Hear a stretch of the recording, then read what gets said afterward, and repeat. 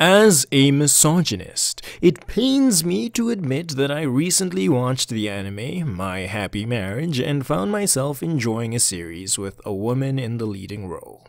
I have old-fashioned beliefs and feel most comfortable with female characters being limited to roles like supportive mother, submissive wife, or infuriated by the progressive propaganda they try to force on us these days, and it only intensifies my hatred towards the lesser gender. If you cannot believe that these are real words being said by real people, neither could I, until this. Why do they always look like chubby 12-year-old boys or Patton Oswalt? I don't understand lesbians. I really don't understand lesbians. Why are you not attractive? The last few days on Twitter have seen a scary resurgence in sexist dialogue that has convinced me half of all anime fans modeled their thought processes after cartoon villains from the 1820s, and I've decided to take it upon myself today to very slightly rehab our image. As much as my opening lines may have sounded like they came from the heart, I would like to assure you that I'm just a convincing voice actor, and that was not at all representative of my true feelings. In fact, if you've watched enough of my previous videos, you would know that I've been vocal about my dissatisfaction with how female characters have been mistreated and mismanaged in anime, manga, and adjacent media. So this is something I am no stranger to and would like to share my thoughts about with you. Warning, this video is probably long. You know better than I do, because I turn off the script after this and the video editing slowly fades away, so I suggest you listen to this like a podcast, and if you're ever about to leave, you peek ahead through the chapters to see if I talk about something surprising you wouldn't have expected. Now, without further ado, let's do this. Do female characters deserve good writing? Obviously, this should go without saying. They are people, characters. All characters in a series should be written well, regardless of what personalities they have or what their purpose to the story and overall plot is. If you are not writing a character with the intention of them being representative of some form of possible, real human being, I'm 30 seconds into a scriptless video and I've already forgotten the English language. This is so frustrating, and this is why I never deviate from the script. What I'm trying to say is, I'll cut right to the chase. I don't appreciate unrealistic depictions of any form of character, be it hero, villain, man, woman, anything else, even if it's some inhuman species, something like that. I just want to say that so often we see that characters are reduced to, female characters, sorry, since those are the ones we're here to talk about today, are reduced to objects that are added into the story just to check boxes for diversity. Objects that are added into the story for fan service. They're sometimes just there to be damsels in distress, for crying out loud. I've spoken about many stories like Jujika no Rokunin, where the first named female character who has it the best from all of the very sad cast of female characters is someone who in the first 15 chapters gets, I believe I called it an involuntary pillow fight scare 4 times in the first 15 chapters. That many times in 15 chapters, she has to be saved from being violated in some way, shape, or form. These are the things where I'm like, okay, people writing these stories, why? Like, that's the entire question. Why? I'm realizing I am not answering the question. Okay, I answered the question. Do they deserve good writing? Yes, because... Okay, I'll circle back around to my reasoning, which I probably should have thought about in advance, and instead start taking you through some characters I like. Let's start there. Surely this won't be too hard for me to wrap my fingers around. 4 minutes ago now, I brought up Mio, Well, I brought up the anime My Happy Marriage. The main character's name is Mio, which is what a Google search told me just now. I could be lying. I really hope I'm not. She's someone who is put in a very poor situation from the moment she's born. She is the daughter, like, okay, it's this olden Japan setting, and traditional family households mean a lot. I want to say like Edo period, somewhere there. So the lord of the house is her dad, and she is the daughter of not his wife. So she's treated essentially like a maid. She's someone who ends up thinking very little of herself. She doesn't have a lot of self-confidence or anything like that through her entire life, effectively. And she has a sister who, her mother and sister, the sister being born from the current wife, are people who always put her down at every opportunity and make her feel like she is less. And the story is her slowly coming to terms with the notion that she can be important, she deserves as much as everybody else does, as she engages in this romance with this man she is betrothed to against her will. It's been a while since I watched this, and I probably should have given it another watch, but what my point is here is, I appreciate stories where you can make characters complex, where you can decide, I am going to explore the effects of someone being abused through their entire life and see how that affects the way you interact with people going forward. When I don't premeditate what I am going to say to you guys, it does not come out very well, and I probably would have gotten to this point in the video like 5 minutes ago. But having characters interact with each other, the entire story, okay, there is some action added later in. I am bad at this. There is some action added later in, but I'm not talking about that. This story is something is very strongly emotional, dealing with her character arc, coming to accept herself, living in a new place, finding out, oh, not everybody is going to treat me like I'm a piece of dirt that shouldn't exist. You see, making us relate with someone, okay, relate might not be correct, not everyone might have grown up like this or had such a tough upbringing, but making us empathize, that is the word I was looking for. Making us empathize with a character and what they go through is something only possible when there's care shown to these characters we are supposed to relate to. And maybe I shouldn't have started this out by talking about how women deserve so much and then started talking about a character who got none of it. So I think I'm going to like just cut away from this for a moment. Maybe I will come back, maybe I won't. And talk about a character from The Remarried Empress. I'm going to give you the cliff notes for the plot. Essentially, there's this woman. She is married to the king, I guess. At that point, no, he was an emperor. The story starts out with her married to an emperor. The emperor divorces her, and then she's like, Uno reverse card. I was actually waiting for you to divorce me so I could marry the king of the neighboring kingdom instead. Mwahahaha. That is a very terrible description of what goes on in The Remarried Empress, but I'm afraid you'll have to live with it. I made a video on it about a year ago. Is it good? I have no idea, but I'm just gonna keep going. Yeah, so that's what it's all about, and this story, like how we get to this point is, at some point, the emperor, her husband, meets a woman out there in the world. Navier is her name. Navier and her husband, the emperor, have known each other since they were children. They were betrothed early.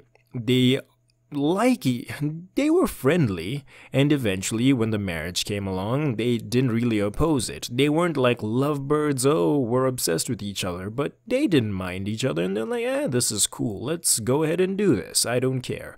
So when they get married, they have trouble having a child, and eventually that's something which starts weighing on the emperor because he wants to have an heir, someone to take over after him, as you would expect from this kind of imperial setting. And when they fail to have a child, eventually he meets a girl, and this girl is someone who, unlike Navier, is like super lovey-dovey, obsessed with him. I want my whole life to be about you. So it's one of those things where he starts feeling like, I quite like this. She isn't super cold to me, this is kinda nifty, what, and, you know, time goes on, he starts thinking about having her as a concubine, and then, you know, it's like, but if we end up having a child, I want it to be my legal child, so the child can become the crown prince, stuff like that. This is definitely not what you clicked on the video for, but I'm gonna keep rolling with it. Hopefully you listened to me before and you like just put this on in the background and you're like washing the dishes or something. And so he has this thought and is like, okay, our relationship is deteriorating. I don't like how my wife is treating my girlfriend. I'm going to get divorced to her, but she's very useful. She carries out all the duties an empress should. She's industrious, she is learned. The girl he picked up now is like a commoner, and Navier was at least nobility before they were married, so she's educated, which is a very big thing you would expect from a queen. She's independent, she can do all the stuff which is required of a ruler without his assistance or his constant overseeing. So he's like, okay, so this is business. He doesn't discuss this or say it out loud, but he makes it clear at some point, like the idea he wants to do this leaks, and he decides, I'm going to divorce you. I'm going to divorce you so I can have a child, and then after I have that child, I will divorce this current wife and then come back to you. Yeah, I don't need to explain any of this to you. So all she ends up finding out is that he wants to leave her, and she's sad, and she's like, okay, my entire life was this, so what am I going to do now? But you know, she takes it like a champ. She's like, I'm gonna leave everything in perfect condition for the next person who comes after me. And guys, as I'm saying all of this, I am realizing that 1% of the people who clicked on this video are still here because I am waffling right now. I'm going back to the scripts immediately after this. I need to apologize to you guys deeply and from the bottom of my heart. But, you know, we're already like, what, 13 minutes in? It's too late now. We're stuck with this. So, as I was saying, she's preparing everything. At some point there's this banquet and she meets the king of the neighboring kingdom. He falls for her. I'm not sure. I think he makes it somewhat clear, and she's like, I don't really see you that way, and I'm married. And you know, he keeps hitting on her. He notices she's being mistreated. He's like, come on, I got you. And I'm gonna skip ahead a bit because, you know, this is about, you know, strong, well-written characters. I've given enough background. It's gonna be very hard for me to stop laughing while I'm doing all of this. So just to paint a picture for you guys real briefly, I apologize. I'm not going to stop apologizing right now because I just got a new mic. This new mic is part of the reason I'm doing this. I just want to see if me like running on speaking is something which is feasible going forward. I want to see, first of all, if anyone cares, and second of all, like if my mic is good enough for me to not have to clean the audio second by second the entire time. So I want to have a long video here. And to make this microphone as listenable as possible, I had to like soundproof where I'm recording. Except I don't have soundproof foam or anything like that, and I have a ton of background noise. So I kid you not, I am a grown man currently sitting in a blanket fort, which YouTube taught me how to make. So like, I am sweating profusely. I have blankets all around me, and I've covered my computer and myself.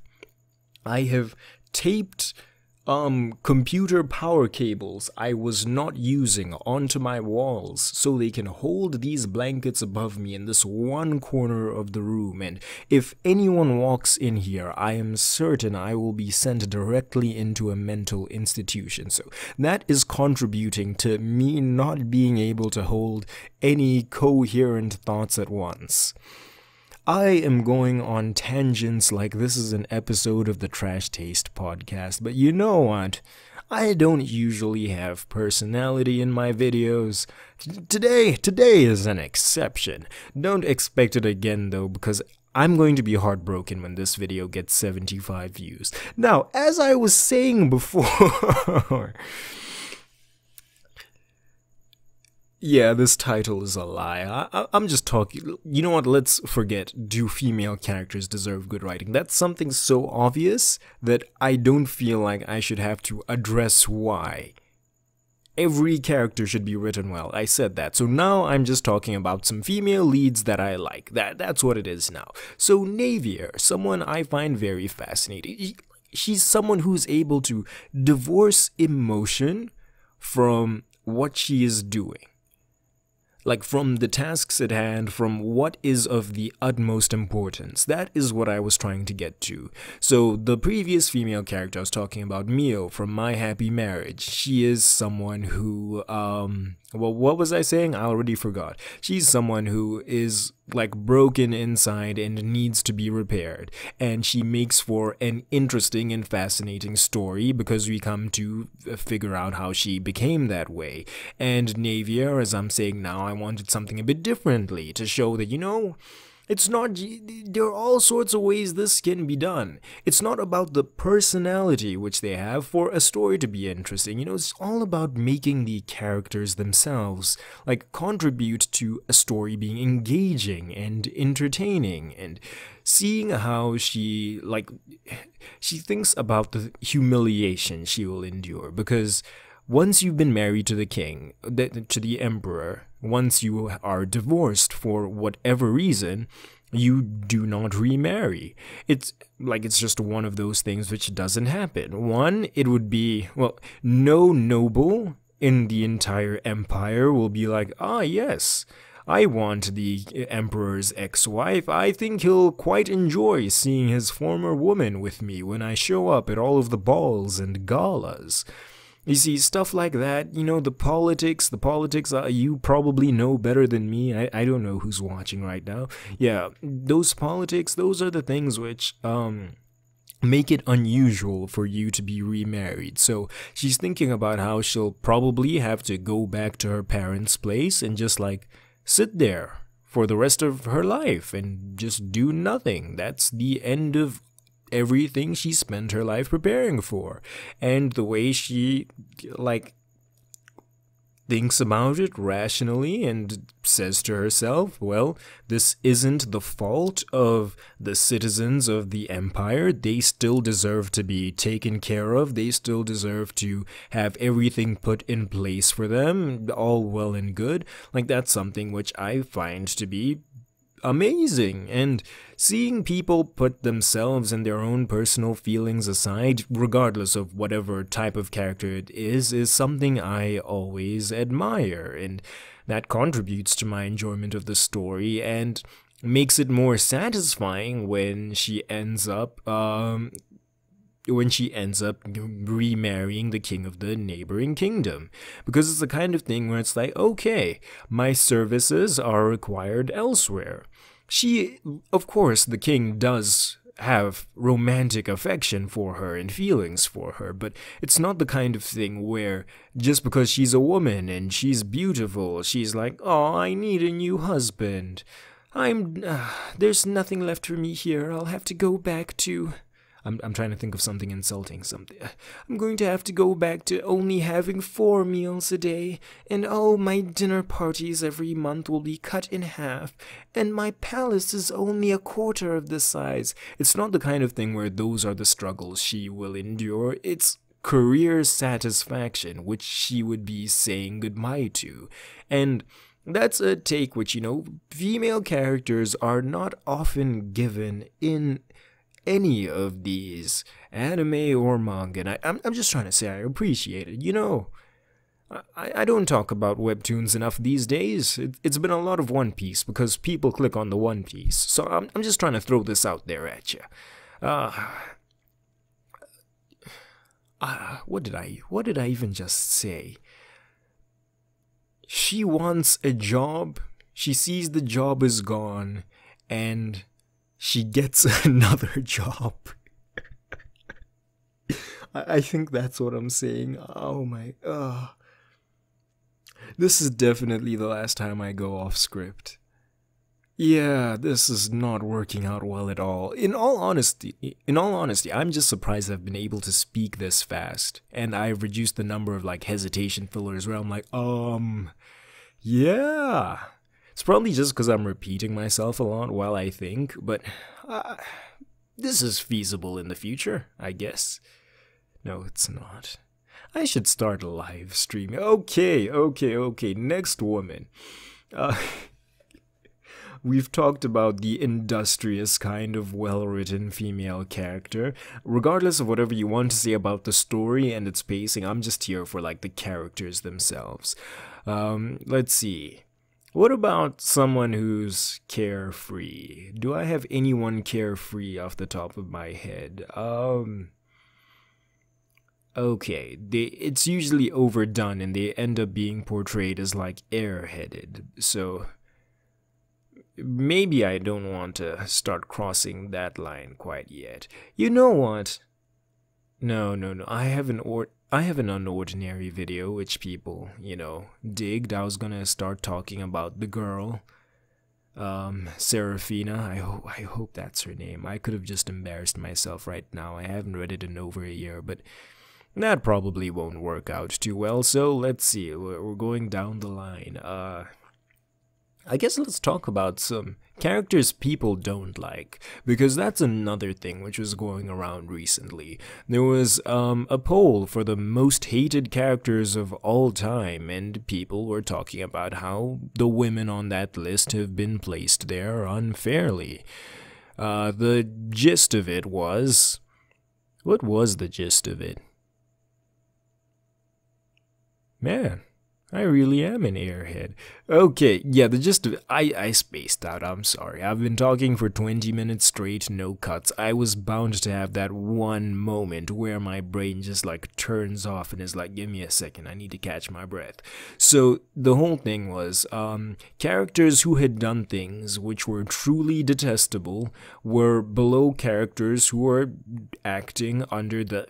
as expected under the circumstances they were placed in.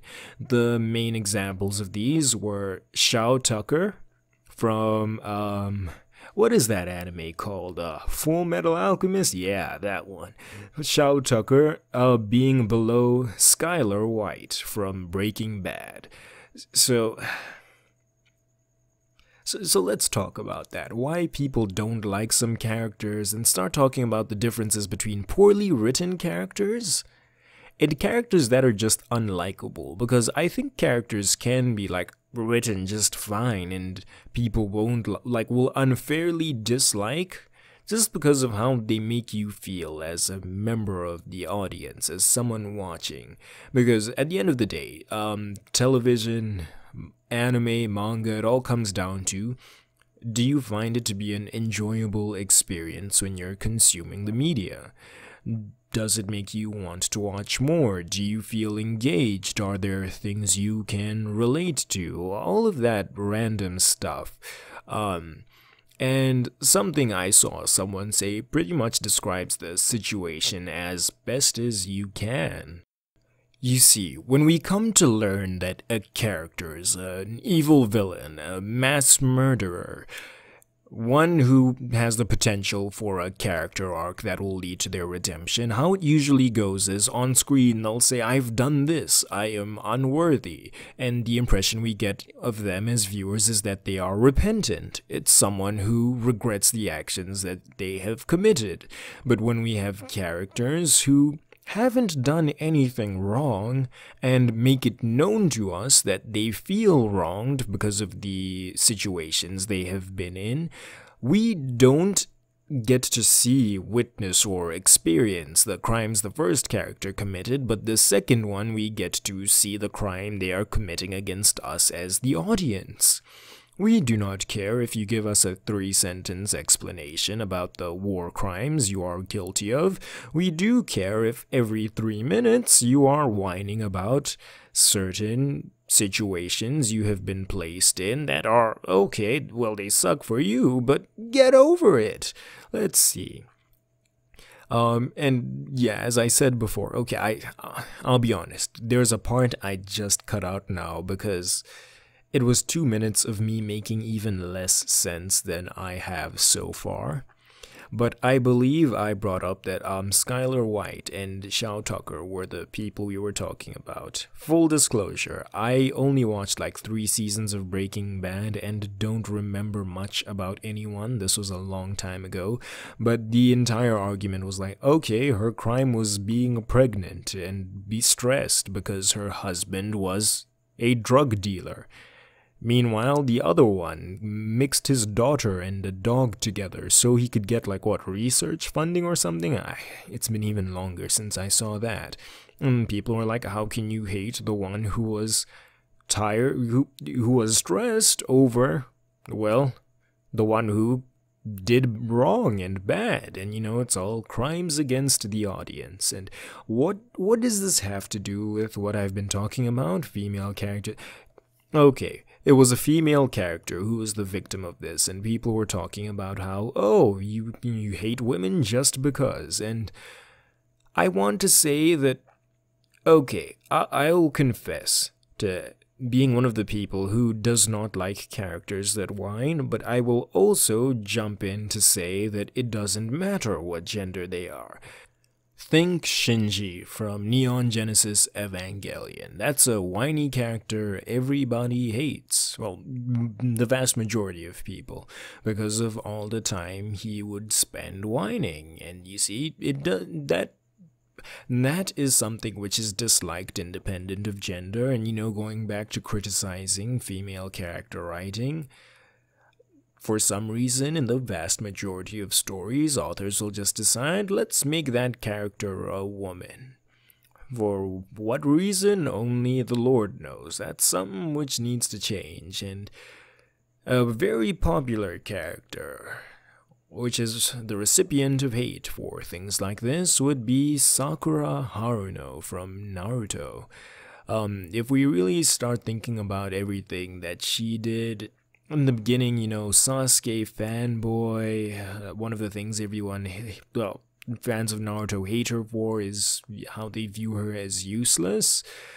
She would make very few contributions to the story, well, to accomplishing meaningful objectives, and whenever she'd be there on the screen trying to get it, whenever everyone would be trying to get some job done, achieve an objective, she would be treating Naruto terribly because she is head over heels in love with Sasuke and all of that. It was basically fangirl and complain and be mean, and then, you know, not be strong either. And while there were certainly characters who did less for the story and spent noteworthy amounts of time on screen, they were not the recipients of as like backlash as significant because, you know, at least their personalities were more tolerable.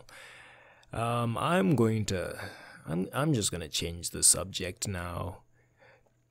I set my goal for this as being like an hour long. If you've been paying attention the entire time, comment potato or something. I don't know, that's very random, it just came to my head. I I think I lost steam like 10 minutes ago. But honestly, I'm doing this more for myself than for you, ha ha ha. So now I'm just going to abandon the topic completely. I think that'll make me marginally more entertaining and turn this into a full podcast while I have your attention. So welcome to the first episode of the First World Problems podcast with Ken-chan. Yeah, so after that, I started talking about celebrities being bad at dating. I talked about NBA players, brought up marriage, and I realized I cannot have all of that finish off an anime video, and I cut the podcast short. It wasn't going well. I was gonna try again, then I looked at my analytics, saw a video fail, and got depressed and called it a night, and this is actually the next day while I'm editing, so, yeah, next time. See you guys. Ken-chan, signing out.